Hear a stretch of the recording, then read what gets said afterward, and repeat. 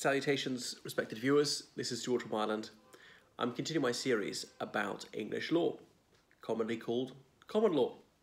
And as I've said several times, it's not just for England and Wales.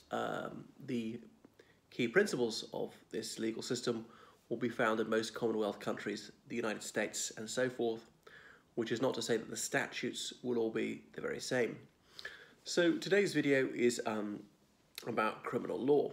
Well, when we think of the law, criminal cases and trials are some of the first which spring to mind. They're so familiar to us from courtroom dramas. They're so obvious and they're so drastic. Criminal law concerns breaches of laws which are so serious the state is obliged to take action. Civil law is the other area of law, like family law, contract, tort, and so forth. And that's one party choosing to take action against another. And in civil law, party could not bother to take action. But criminal law is different. The state is obliged to do so. That's the state's duty, to uphold the law, to detect and prosecute and punish criminal offences. Criminal law can end up with someone being sent to prison. In some jurisdictions, it could end up with the person being executed. So civil cases, by contrast, cannot end in a prison sentence. Sometimes there'll be a court order in relation to a civil case, and if that court order is breached, that would become criminal in some instances. But we're talking about what's criminal from the outset. So based on what you see on television and so forth, dramas, you might be under the misapprehension that the majority of cases are criminal, whereas in fact that's not the case. But criminal trials are depicted on television a great deal more than civil ones because they are much more emotional and more likely to have you on tenterhooks. So lawyers and judges who specialise in criminal law are called criminal lawyers and criminal judges, which is not to imply these people are criminals themselves. So criminal law is an area of public law, as in the state against the citizen. Whereas private law, another way of putting it, is one private party against another private party. Okay, so in public law, generally it's the state intervening to protect the citizen or indeed to prosecute the citizen. So statutes are a major part of criminal law and they govern this area of law. The Offences Against the Person Act, 1861, is perhaps the most vital of these. The Homicide Act is another. There are various others, the Sexual Offences Act, the Piracy Act, the Theft Act, and so forth. Some of these go back many centuries. They've been updated a little bit. There's some new statutes in relation to the internet usage because the internet simply didn't exist. It just wasn't a factor till the 90s, really.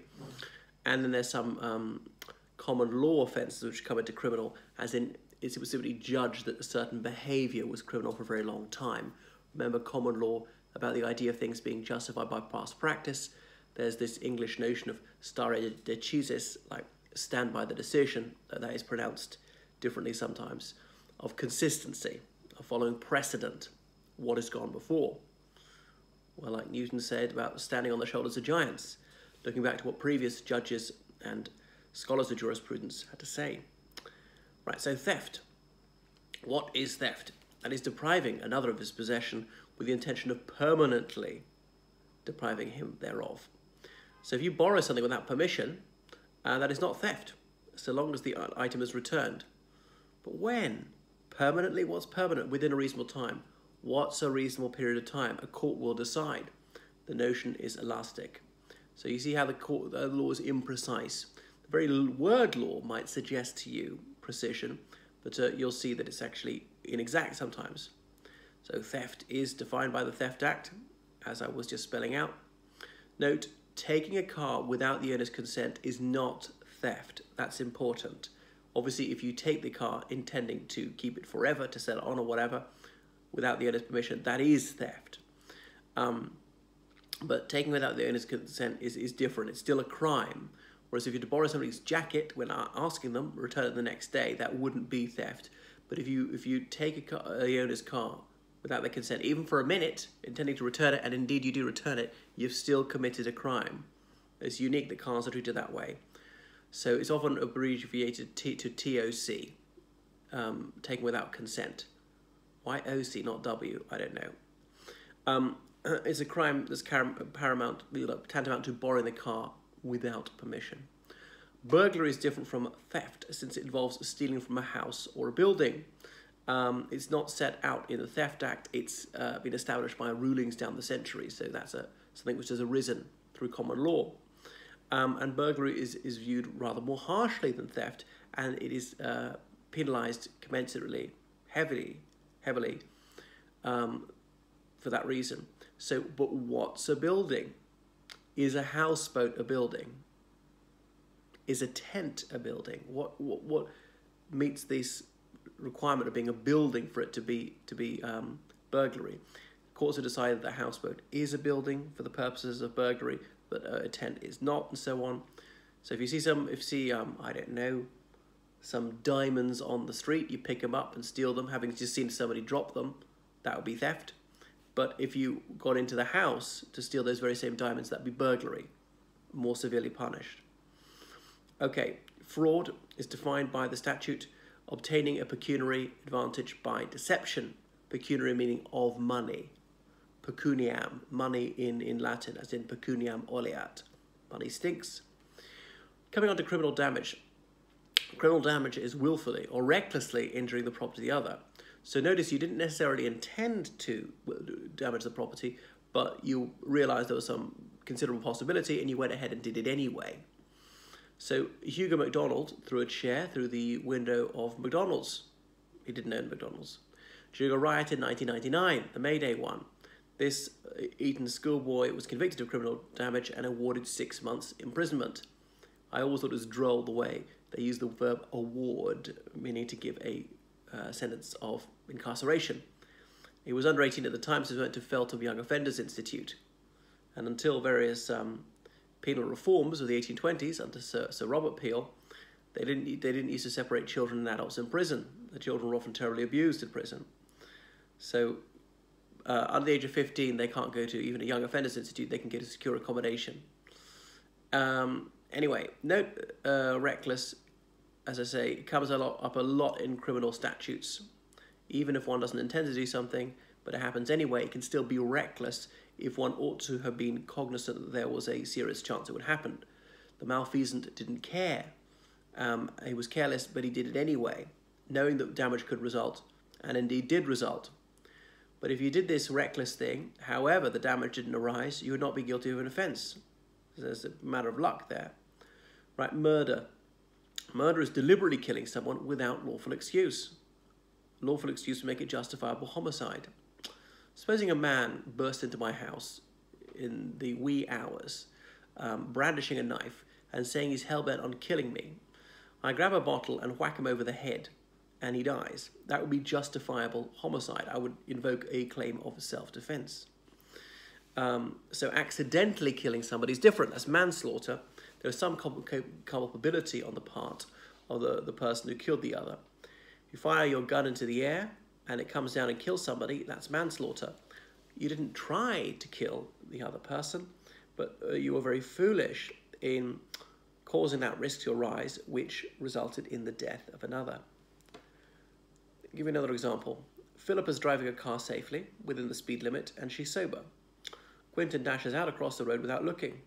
Philippa slams on the brakes, but it's too late. Her car hits Quentin and kills him stone dead.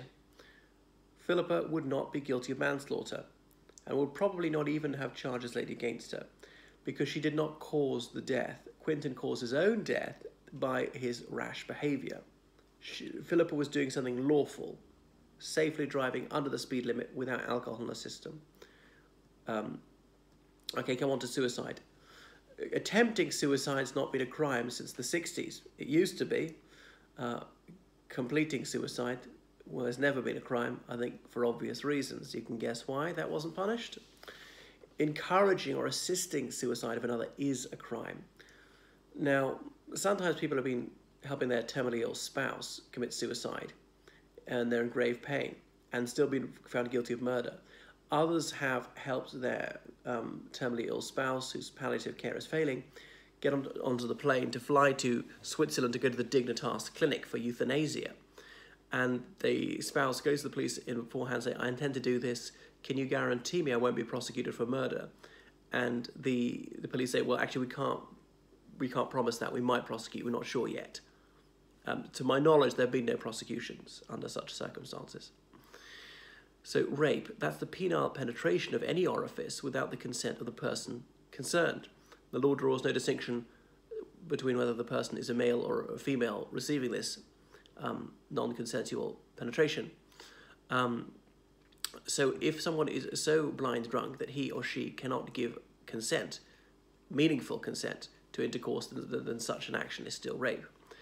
The definition of consent is exacting, it's evolving all the time, it's becoming more stringent. Submission does not count as consent. If someone submits, especially because they've been threatened with a knife or a gun or whatever, or held down, that would still be rape. Someone engaging in intercourse is entitled to withdraw at any consent at any point. You're in the middle of it, and someone said, no, pull out, stop. That's rape if you carry on against their wishes. There was even a case where a man was copulating with a prostitute and then said, I'm not going to pay you. She said, stop right now. He said, forget it, I'm carrying on. And he did. And he was successfully prosecuted for rape. Right, burglary. We talked about breaking into a house to steal items. Even if they're not actually stolen, it's burglary. You went in there with that intention. Supposing Raj breaks into a building and has not laid his hands on any items, he still gives you burglary, if the court can be persuaded that Raj intended to steal them. Difficult to prove. Okay, so going armed for burglary is also a crime. Supposing Simone is caught outside the back of a jewellery shop at 3 o'clock in the morning with her holding a bag, and in the bag is a balaclava and a crowbar. It might be believed that she'd gone out there with the intent to burgle the place. Assault. There are several categories of assault. Common assault, which is very trifling, could be spitting at someone or even swearing at somebody. Assaults which are very minor are not prosecuted. There's actual bodily harm, it's more serious, usually involves kicking or punching.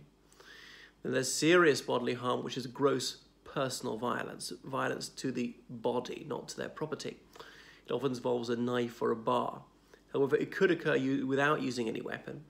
Attempted murder is when the suspect tried to kill the person without lawful excuse, didn't actually kill the person, but might very well have done so. Just good luck that the victim survived. Battery is another category of assault. It largely coincides with gross bodily harm, which involves, again, just violence to the person. All right, that's enough for the moment.